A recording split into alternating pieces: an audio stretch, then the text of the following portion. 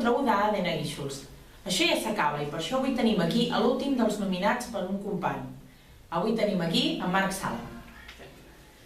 Hola, Marc. Hola, bones. Ha jugat 27 dels 32 partits que ha jugat al Guíxols i d'aquests 27 només t'has perdut 55 minuts. Són números impressionants per un jugador que acaba de sortir als juvenils. Content amb aquesta temporada? Sí, molt content, sobretot per els minuts que m'està donant l'entrenador i per tots els minuts que estic jugant. Sí, estic molt content. T'esperaves aquests números a principi de temporada? No, perquè al acabar de sortir de juvenil jo me pensava que m'acostaria més guanyar-me el lloc, però bueno, ja ho hem aconseguit i és l'important. Per quins equips has passat durant la teva època de futbol base? Amb l'escola de futbol, quasi sempre, i el meu últim any de juvenil, en el penúltim any de juvenil vaig estar a mitja temporada, necessitaven un reforç al Girona i me va dir si... bueno, me va fitxar i vaig anar-hi. Quin és el primer record que et ve al cap d'aquella època al Girona? Sobretot la categoria nacional, perquè és complicada i difícil i tens que anar a tope. I allò mola, és guapo.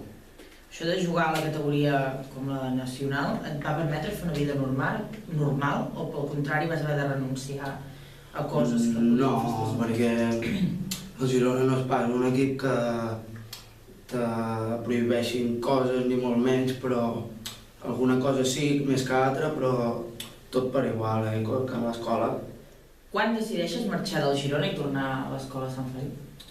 Al final de la temporada mateix que me fitxen, per una lesió, vaig tenir una lesió que em vaig trencar el 5 metatarsià i no me varen fer gaire cas, vaig estar tot l'estiu enguixat i jo el següent any vaig dir que allà no m'havien tractat bé, no me varen fer cas i jo vaig decidir tornar cap a l'escola.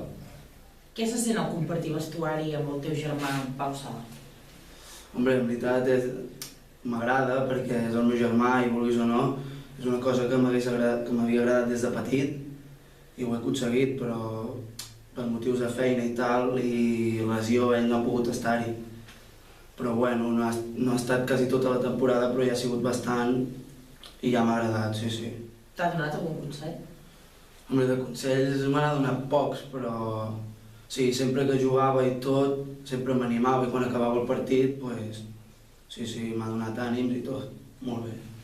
Juntament amb Jordi Alsina sou una de les millors parelles de centrals de la categoria. Quin paper ha tingut en Jordi en el teu rendiment aquesta temporada? En el meu rendiment l'ha tingut, el paper ha sigut molt gran perquè m'ha donat ànims, sempre ha estat allà quan ho feia malament, m'ho deia i sempre, no sé, és molt bon central, és central esquerra, que és el que jo necessitava, jugar amb un central esquerra i jo què sé, m'ha donat molta força de voluntat per seguir endavant en el Guíxols perquè és difícil. Parlant d'aquesta última jornada, la Badesenc empata in extremis contra el penúltim, a casa seva. El Camprodon perd a casa i nosaltres guanyem, patim moltíssim. Tant costa guanyar aquesta lliga? No costa, però vulguis o no, és molt difícil perquè tots els equips volen pujar i costa perquè els equips de dalt de tot sempre seran els més difícils. En veritat costa una mica, però tenim que estar-hi també per poder tirar-ho endavant. Amb el Base Roses l'últim partit 1-0 i encara gràcies i de rebot. L'únic que compta ara són els punts, guanyar-los sigui com sigui?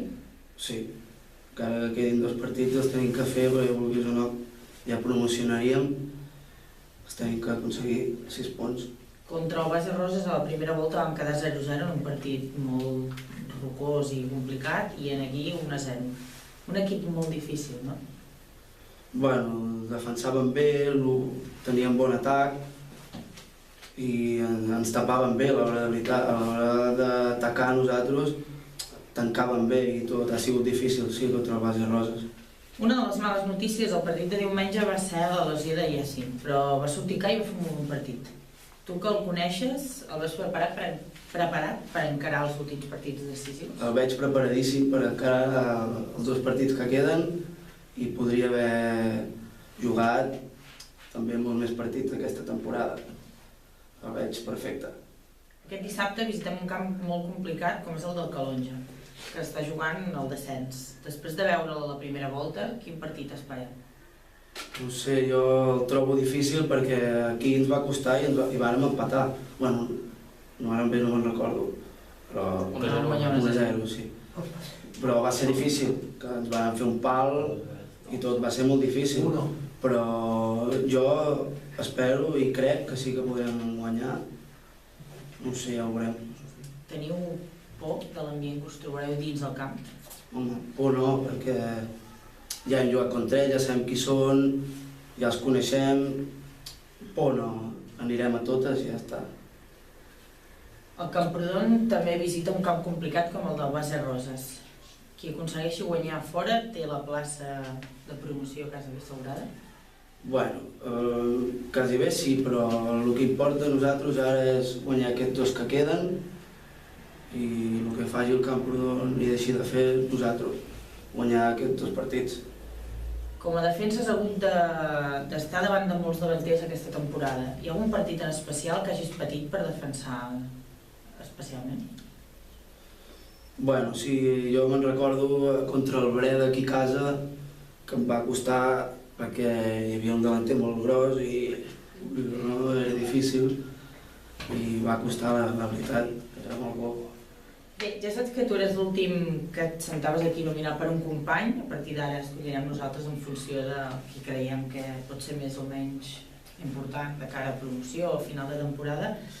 Però tu t'has sentat aquí nominat per al teu company Manu. Què ens pots dir d'ell? Pues que aquest any ha portat molt en Manu, perquè vulguis o no ha sigut el màxim golejador del nostre equip. A vegades ha tingut lo seu, però és molt bon company. A mi sempre m'ha donat ànims, ha estat amb mi, sempre m'ha passat alguna cosa i jo, Manu, el considero una molt bona persona i és un molt bon jugador. Doncs moltes gràcies, Marc, i fins la setmana que ve. Merci.